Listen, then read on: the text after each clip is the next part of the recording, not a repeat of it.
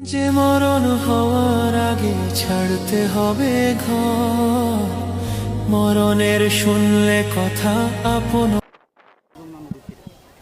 এই ছোট যমুনা নদীর তীরে এখানে একটা মাজার আছে। এই মাজারে নাকি মানসা সুস্থে আসছিল দুই বোনে মানসা সুস্থে আসে নাকি মানসা ওখানে সোজা হয়ে গেছে। সোজা হওয়ার পরে দুই বোনে নৌকায় নাকি পার হতে চাচ্ছে। তো ওই এক বোন বলছে যে না, যার মানসা তাই বলছে যে না, আমাকে সাঁতরে পার হতে হবে। তো ওই কারণে উনি ওখানে ওই বোরকা টোকরা খুলে শাড়ি পরেই নামছে।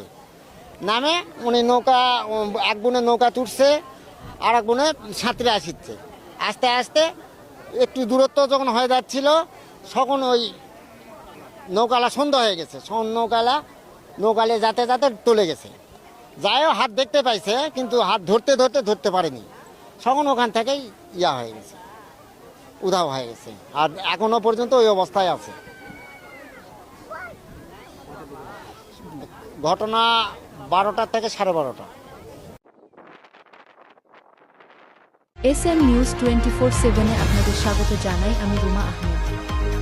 এসএম নিউজ 24/7 মানে 24 ঘন্টায় খোলা, সপ্তাহে 7 দিন।